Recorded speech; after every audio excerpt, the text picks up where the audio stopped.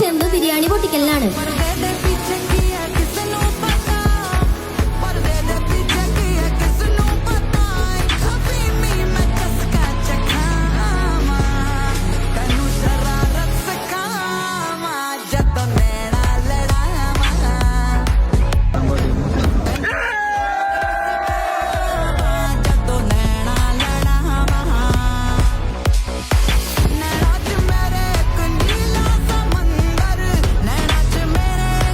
എല്ലാ ഡിഷും ട്രൈ ചെയ്യണം, പക്ഷെ എല്ലാം ട്രൈ ചെയ്യാനുള്ള സ്ഥലം ഇതിന്റെ ഉള്ളിലില്ല.